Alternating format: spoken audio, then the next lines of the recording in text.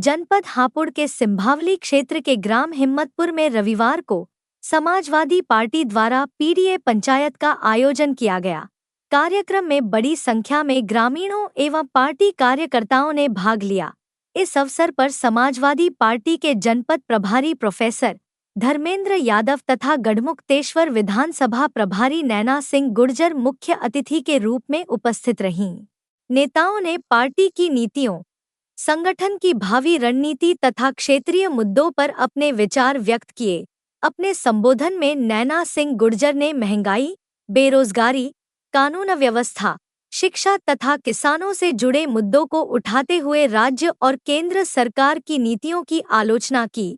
उन्होंने दावा किया कि प्रदेश में महिलाओं की सुरक्षा, छात्रों की समस्याओं और किसानों के हितों पर पर्याप्त ध्यान नहीं दिया जा रहा है।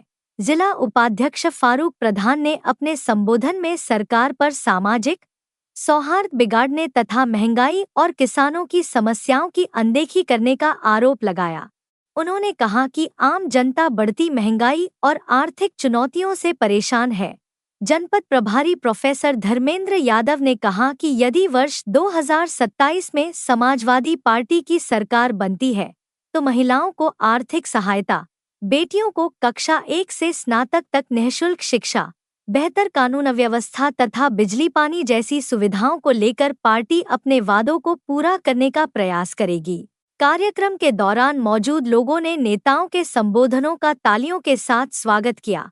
पंचायत में क्षेत्र की विभिन्न समस्याओं पर भी चर्चा की गई तथा पार्टी नेताओं ने जनता की समस्याओं के समाधान के लिए प्रयास करने का भरोसा दिलाया।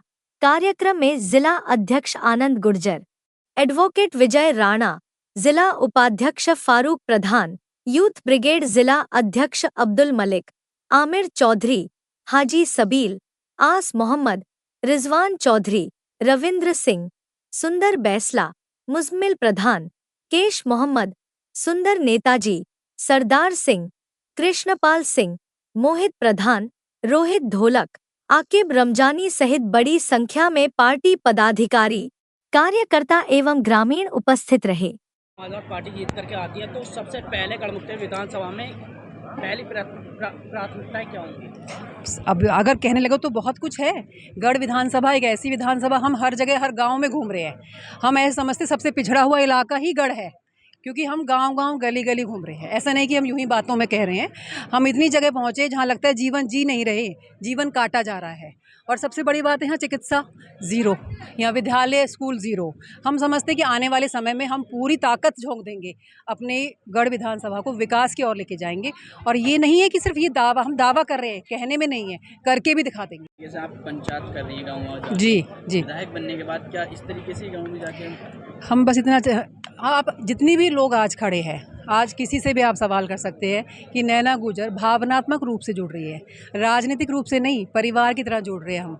और सबका प्यार, मोहब्बत, सबका आशीर्वाद हमारे साथ है और हमें पूरा भरोसा है अपने ईश्वर पर, अपने हमारे अखिलेश यादव जी पर, कि वो हमें पूरी उम्मीद के साथ विधानसभा में खड़ा करेंगे और हम जीत के सीट निकालेंगे, संगठन के साथ, मजबूती के साथ। आज गढ़मुक्तेश्वर विधानसभा के हिम्मतपुर ग्राम सभा में आपने देखा होगा कि एक पीडीए महापंचायत का आयोजन किया गया और इस पंचायत में इतने लोग शामिल हुए जितना भारतीय जनता पार्टी के एक विधानसभा या जिले के कार्यक्रम में शामिल नहीं होते हैं। ये बिल्कुल क्लियर बदलाव का संकेत है और 2027 में सभी समाजवादी मिलकर पीडीए की सरकार बनाएंगे और भारतीय जनता पार्टी को बाइज्जत विदा कर देंगे।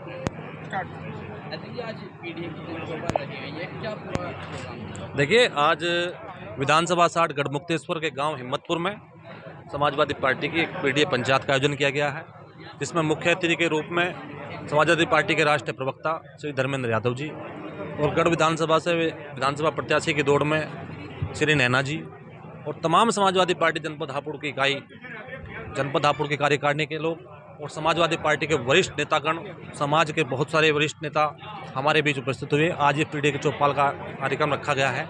इसमें जो माननीय राष्ट्रीय अध्यक्ष अखिलेश यादव जी के द्वारा पूर्व की सरकार में जो काम समाजवादी पार्टी के द्वारा कराए गए हैं, उनका लोगों को अवगत कराया गया तथा जो आने वाली सरकार 2027 में समाजवादी पार्टी सरकार बनाने जा रही है, उसमें जो पार्टी का मैनिफेस्टो है उसमें भी कई चीज़ें हमने अभी से जो माननीय राष्ट्रीय अध्यक्ष आदेश ज्वाइंट की गई हैं जैसे कि प्रथम जो महिलाएं हैं, घरेलू महिलाएं हैं, उनको प्रतिवर्ष 40,000 रुपये मंथली सालाना, समाजवादी सरकार आती है तो समाजवादी सरकार 40,000 रुपये सालाना देने का काम करेगी। दूसरा, जो ग्रामीण क्षेत्रों की बिजली है, घरेलू बिजली है, 300 यूनिट तक की बिजली फ्री समाजवादी पार्टी देने का काम करेगी। और रामान्य राष्ट्रपति जी ने ये भी कहा है कि जो गन्ने का पेमेंट है, किसान गन्ने के किसान है, उनका 24 घंटे के अंदर अंदर गन्ने के पेमेंट का भी काम देने का काम समाजवादी पार्टी करेगी। पीढ़ी की चौपाल, पीढ़ी की महापंचायत, पीढ़ी मतलब समाजवादी पार्टी। समाजवादी पार्टी पिछड़ा, दलित, अल्पसंख्यक की है, उसकी समाजवादी विचारधारा है। और पीढ़ी पंचायत में क्या हज़ारों नहीं सैकड़ों की तादाद में लोग थे, पूरा संगठन साथ था, प्रभारी जी हमारे साथ थे। और ये एक ऐसा ऐलान है, हम जो कहेंगे कि आगाज़ हो चुका है सरकार बनने का। पीडीए सरकार बनेगी, समाजवादी सरकार बनेगी और अखिलेश यादव जी आने वाले मुख्यमंत्री हैं हमारे।